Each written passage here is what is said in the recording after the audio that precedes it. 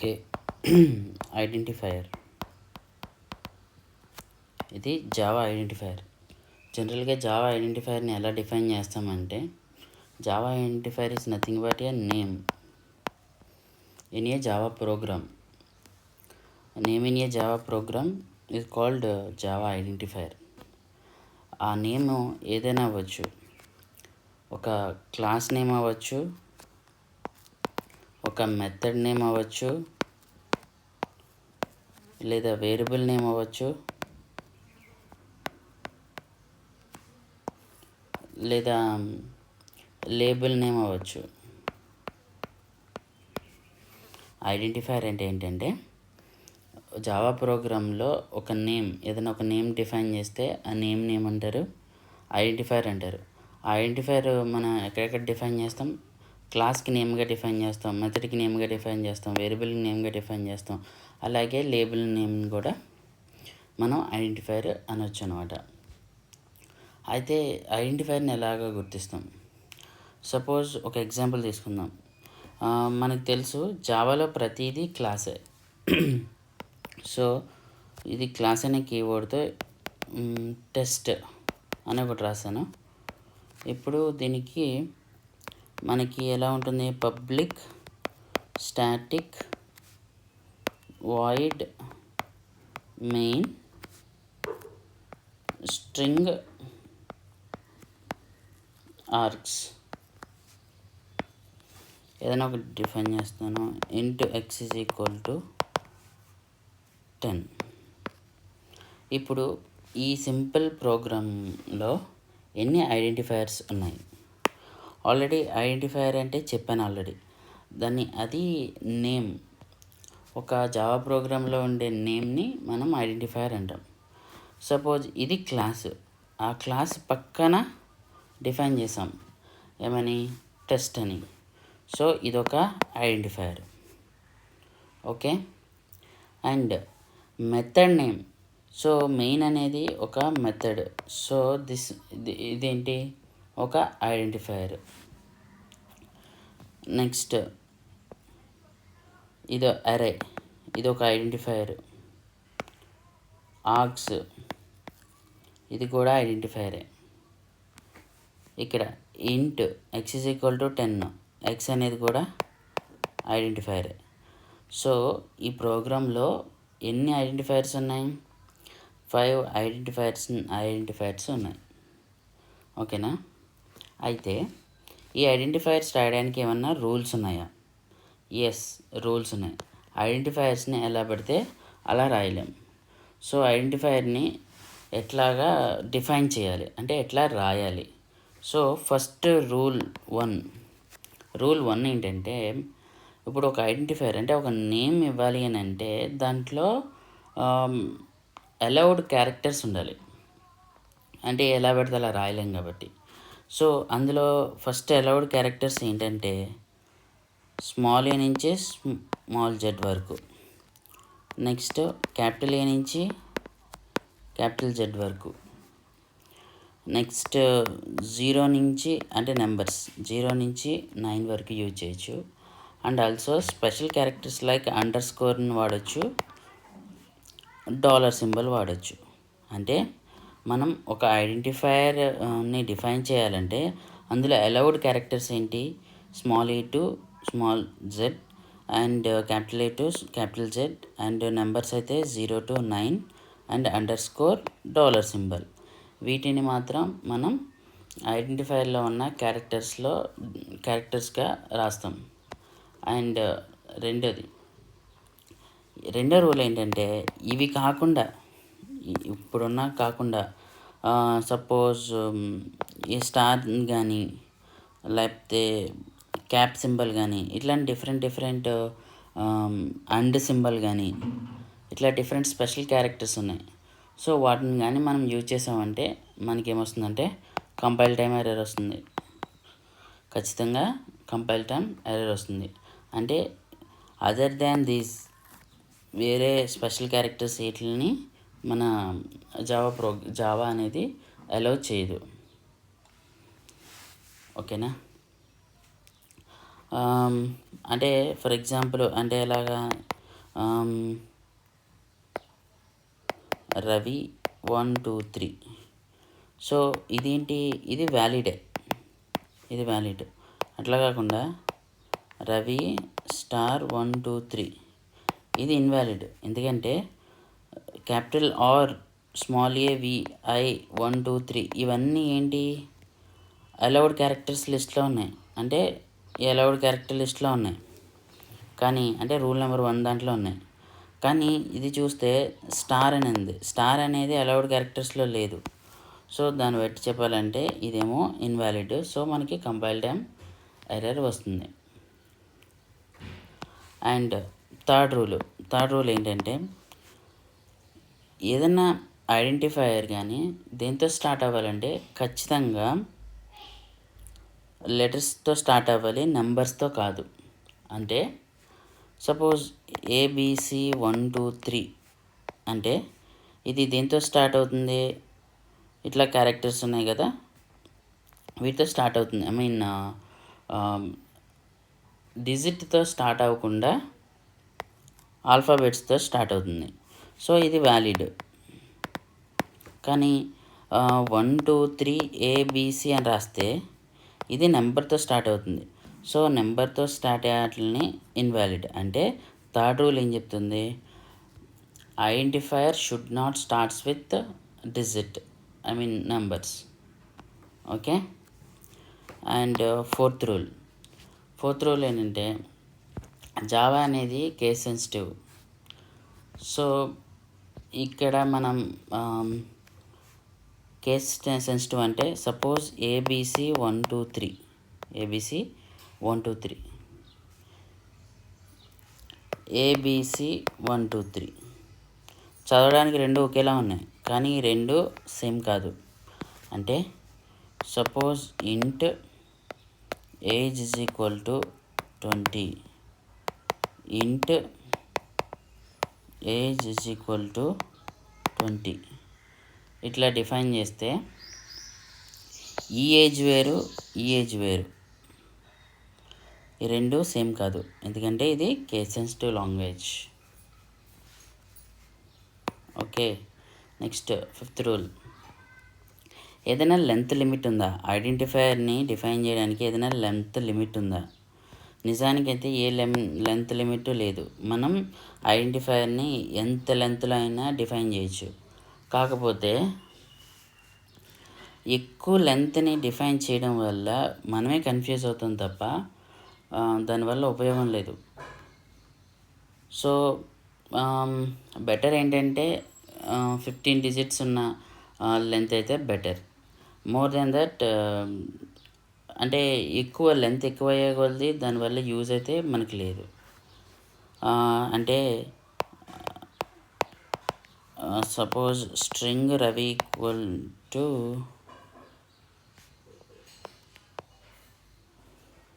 Something Ravi, ఈ రవి ప్లేస్లో name పెడదాం. String name equal to Ravi. అట్లా కాకుండా string ABC 1 2 3 Ravi name underscore character equal to Ravi. ఇది ఎలా ఉంది, ఇది లెంత్ పెరిగే కొలది ఇది ఫ్యూచర్లో ఎక్కడైనా డిఫైన్ చేయాలంటే మళ్ళీ ఇదంతా రాయాలి, లేదా కాపీ పేస్ట్ ఉంది కాబట్టి సరిపోయింది. కాపీ పేస్ట్ లేకపోయినా కూడా చూడడానికి కూడా బాగోదు. సో బెటర్ మనం ఏం చేయాలి, ఎప్పుడైనా ఐడెంటిఫైయర్ని తక్కువ లెంత్లో రాయడానికి ట్రై చేయాలి. అది fifth rule. Next sixth rule ఏంటంటే ఇప్పుడు మనం కొన్ని రిజర్వ్ వర్డ్స్ ఉంటాయి, అంటే ఆల్రెడీ అవి రిజర్వ్ చేసి ఉన్నాయి, వాటికి ఒక స్పెసిఫిక్ మీనింగ్ ఉంటాయి. లైక్ కండిషనల్ అయితే ఇఫ్ అని, ఇఫ్ ఎల్స్, ఇట్లా ఫర్, బ్రేక్, ఇట్లా కొన్ని రిజర్వ్ వర్డ్స్ ఉన్నాయి. ఈ రిజర్వ్ వర్డ్స్ని వాటికి ఒక స్పెసిఫిక్ మీనింగ్ ఉంది. వాటిని ఆల్రెడీ మనం స్పెసిఫిక్ మీనింగ్ కోసం యూజ్ చేసాం. వాటిని ఐడెంటిఫైయర్స్ కింద డిఫైన్ చేయకూడదు. సపోజ్ ఇంట్ ఇఫ్ ఈక్వల్ టు 10 అని డిఫైన్ చేసామంటే ఇఫ్ అనేది ఆల్రెడీ రిజర్వ్డ్ వర్డ్. సో ఈ రిజర్వ్డ్ వర్డ్ ఉండడం వల్ల ఇది ఇన్వాలిడ్ అవుతుంది. ఎందుకంటే ఈ ఇఫ్ అనేది ఆల్రెడీ ఒక స్పెసిఫిక్ ఆపరేషన్కి స్పెసిఫిక్ మీనింగ్ ఉంది ఆల్రెడీ. ఇప్పుడు మనం వచ్చి దాన్ని ఐడెంటిఫైయర్ కింద డిఫైన్ చేస్తే మాత్రం అది తీసుకోదన్నమాట. అయితే మరి ఇది రిజర్వ్డ్ వర్డ్, ఇది ఓకే. సపోజ్ అట్లా కాకుండా నా దగ్గర ఇలా ఉంది, string into string equal to 10 into string equal to 10 ఉంది. సో ఇది వ్యాలిడా ఇన్వాలిడా? ఇది వ్యాలిడ్. నేనేం చెప్పాను, రిజర్వర్ వర్డ్స్ మాత్రం యూజ్ చేయకూడదు అని చెప్పాను. స్ట్రింగ్ అనేది ఇక్కడ రిజర్వర్ వర్డ్ కాదు. అంటే ఇది ఒక Java class name or interface name. ఇవన్నిటిని మనం ఏం చేయొచ్చు, ఐడెంటిఫైయర్ కింద యూజ్ చేయొచ్చు. బట్ రియల్ టైంలో అది మంచి ప్రాక్టీస్ కాదు. ఓకే, అంటే all pre defined Java class names and interface names can be used as identifiers, but that is not a best practice. అర్థమైందా? సో ఇలాగా లీగల్ అయినా కూడా మనం క్లాస్ నేము ఇంటర్ఫేస్ నేమ్స్ యూజ్ చేయకూడదు. అది గుడ్ జావా ప్రోగ్రామింగ్ కాదు. So ఒకసారి మనం ఫస్ట్ నుంచి ఒకసారి రీక్యాప్ వేద్దాం. సో ఐడెంటిఫైయర్ అంటే ఏంటి? జావా ప్రోగ్రాంలో ఏదైనా నేమ్ ఉంటే దాన్ని ఏమంటారు? ఐడెంటిఫైయర్ అంటారు. సో ఆ ఐడెంటిఫైయర్ని ఎక్కడెక్కడ మనం డిఫైన్ చేస్తామంటే ఒక క్లాస్ నేమ్గా కానీ, మెథడ్ నేమ్గా కానీ, వేరియబుల్ నేమ్గా కానీ, లేబుల్ నేమ్గా కానీ చేస్తూ ఉంటాం. సపోజ్ ఇదే ఒక ఎగ్జాంపుల్ తీసుకుంటే ఇందులో క్లాస్ నేమ్ ఉంది, నెక్స్ట్ మెథడ్ నేమ్ ఉంది, నెక్స్ట్ వేరియబుల్ నేమ్స్ ఉన్నాయి, లేబుల్ నేమ్ ఉంది. సో ఇవన్నీ ఉన్నాయి. సో వాటిని అన్నింటిని ఇక్కడ డిఫైన్ చేశాను. అయితే దీనికి ఏమైనా రూల్స్ ఉన్నాయా? మనం ఐడెంటిఫైయర్స్ని డిఫైన్ చేయడానికి ఏమైనా రూల్స్ ఉన్నాయా? అవును, రూల్స్ ఉన్నాయి. ఆ రూల్స్ ఏంటంటే ఎలా పడితే అలా రాయలేం. సో ఫస్ట్ రూల్ ఏంటంటే ఇలా ఈ alphabets small case lower cases అయినా అప్పర్ కేసెస్ అయినా మనం యూజ్ చేయొచ్చు. నెక్స్ట్ ఏంటంటే దీంట్లో నెంబర్స్ని కూడా అలౌ చేస్తుంది. ఆ నెంబర్స్ ఏంటంటే 0 to 9 అండ్ స్పెషల్ క్యారెక్టర్స్ని కూడా అలౌ చేస్తుంది. అదేంటంటే underscore and $. And next other than ఈ 5 సిరీస్ కాకుండా ఇంకేమన్నా చేయొచ్చా అంటే చేయలేం. మిగతా ఏం వాడినా కూడా మనకి ఏం ఎర్రర్ వస్తుంది? కంపైల్ టైమ్ ఎర్రర్ వస్తుంది. సో ఫర్ ఎగ్జాంపుల్ తీసుకుంటే రవి 1 2 3 అనేది వ్యాలిడ్, రవి స్టార్ 1 2 3 అనేది ఇన్వాలిడ్. నెక్స్ట్ థర్డ్ రూల్ ఏంటంటే మనం ఎప్పుడైనా ఐడెంటిఫైయర్ని నెంబర్తో స్టార్ట్ చేయకూడదు. సో నెంబర్తో స్టార్ట్ చేస్తే అది ఇన్వాలిడ్. ఓన్లీ మనం దేంతో స్టార్ట్ చేయాలంటే ఆల్ఫాబెట్స్ తోటి ఫస్ట్ స్టార్ట్ అవ్వాలి. సో ఈ రెండు valid. Next fourth one rule ఏంటంటే సో ABC 1 2 3 ABC 1 2 3 చదవడానికి ఒకేలా ఉన్నా కూడా దీని మీనింగ్ వేరే. ఎందుకంటే ఇది జావా ప్రోగ్రామింగ్ లాంగ్వేజెస్ అనేది మోస్ట్ ఆఫ్ ద కేసెస్లో అది కేస్ సెన్సిటివ్ కాబట్టి. నెక్స్ట్ ఫిఫ్త్ వన్ ఏంటంటే లెంత్కి ఏమైనా లిమిట్ ఉందా? There is no limit in the limit to define the ఐడెంటిఫైయర్ని డిఫైన్ చేయడానికి మన దగ్గర ఏం లెంత్ లేదు. కానీ మనం పెద్ద లెంత్ తీసుకోవడం వల్ల ఉపయోగం లేదు. మళ్ళీ ఇంకోటి ఏంటంటే ప్రోగ్రామర్ కన్ఫ్యూజ్ అవ్వడం తప్ప వేరే ఆప్షన్ ఏమీ లేదు. సో 15 కన్నా తక్కువ క్యారెక్టర్స్ ఉంటే బెటర్ ఐడెంటిఫైయర్ని డిఫైన్ చేయడానికి. నెక్స్ట్ రిజర్వ్డ్ వర్డ్స్ని మనం ఐడెంటిఫైయర్స్ కింద మనం డిఫైన్ చేయలేము. అలా చేస్తే మనకి ఖచ్చితంగా కంపైల్ టైమ్ ఎర్రర్ వస్తుంది. సో మనకి జనరల్గా reserved words if, else, for, break, continue ఇట్లాంటి కొన్ని రిజర్వ్డ్ వర్డ్స్ ఉంటాయి. సో మొత్తం మీద మనకి ఏంటంటే 53 ఉంటాయి. సో ఆ 53ని మనం రిజర్వ్డ్ వర్డ్స్ని మన ఐడెంటిఫైయర్స్ కింద మనం డిఫైన్ చేయలేం. అలా డిఫైన్ చేస్తే కంపైల్ టైమ్ ఎర్రర్ ఖచ్చితంగా వస్తుంది. మరి ఇక్కడ ఒక ఎగ్జాంపుల్ తీసుకున్నా, ఇంట్ స్ట్రింగ్ ఈక్వల్ టు 10 అని తీసుకున్నా. సో ఇంట్ స్ట్రింగ్ ఈక్వల్ టు 10 అని తీసుకున్నప్పుడు ఇది వ్యాలిడ్ అంటే వ్యాలిడే. ఎందుకంటే ఇది స్ట్రింగ్ అనేది మనకి క్లాస్ నేమ్ల కింద వస్తుంది, క్లాస్ నేమ్ అవుతుంది, కానీ ఇది ఎక్కడ రిజర్వ్ వర్డ్లో ఉండదు. సో ఇవి వ్యాలిడ్. కానీ క్లాస్ నేము, ఇంటర్ఫేస్ నేము ఇవి ఐడెంటిఫైయర్ని లీగల్గా యూజ్ చేయొచ్చు ఐడెంటిఫైయర్ డిఫైన్ చేయడానికి. అలా అని చెప్పి చేయడం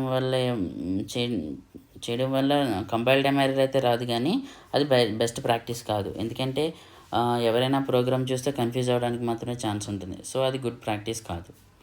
సో ఇది జనరల్గా. సో మనం జనరల్గా ఒకటి చూస్తే మనకి అర్థమైపోతుంది. ఈ రూల్స్ అన్నీ మన మైండ్లో ఉంటే మనం ఐడెంటిఫైయర్ని డిఫైన్ చేయొచ్చు. సో కొన్ని ఎగ్జాంపుల్ చూద్దాం. $_ Next RA $I, next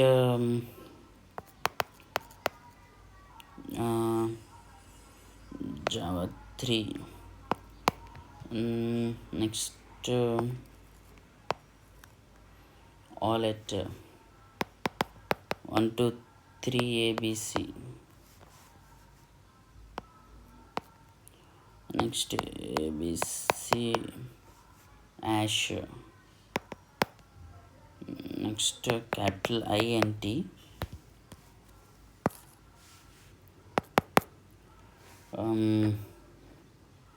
sorry 6 7 8 integer 9 INT 10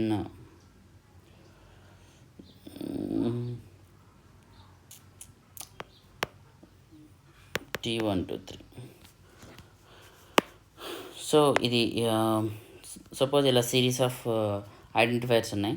వీటిలో ఏది వ్యాలిడ్ ఏది ఇన్వాలిడ్ చూద్దాం. సో మనకి $_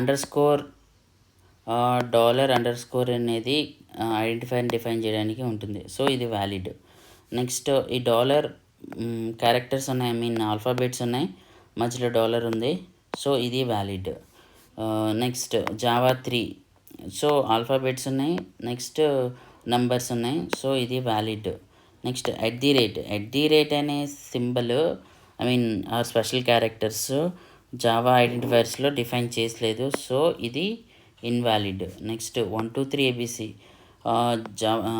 ఐడెంటిఫైర్ రూల్స్ ప్రకారం నెంబర్తో స్టార్ట్ అవ్వకూడదు, బట్ ఇక్కడ నెంబర్తో స్టార్ట్ అయింది. సో ఇది ఇన్వాలిడ్. నెక్స్ట్ యాష్ అనే సింబల్ మనకి లేదు.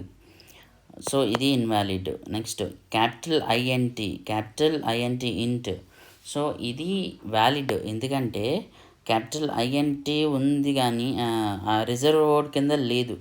సో ఇది వ్యాలిడ్. నెక్స్ట్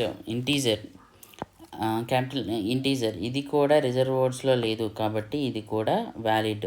బట్ ఇక్కడ గమనిస్తే మనకి స్మాల్ INT ఈ డేటా టైప్ ఆల్రెడీ రిజర్వ్ వర్డ్లో ఉంది. సో ఈ రిజర్వ్ వర్డ్స్లో ఉంది కాబట్టి ఇది ఐడెంటిఫైర్ కింద మనం డిఫైన్ చేయలేం. ఇక్కడ T1 2 3 అంటే ఇది దీంట్లో లెటర్ ఆల్ఫాబెట్తో స్టార్ట్ అయింది. నెక్స్ట్ రిమైనింగ్ నెంబర్స్ ఉన్నాయి. సో నో ప్రాబ్లం, ఇది కూడా వ్యాలిడ్. సో ఇలాగా మనం ఐడెంటిఫైర్ని ఐడెంటిఫై చేయాలి. నేను అనుకుంటున్నా ఇంకా అర్థమైంది అనుకుంటున్నా. Thank you.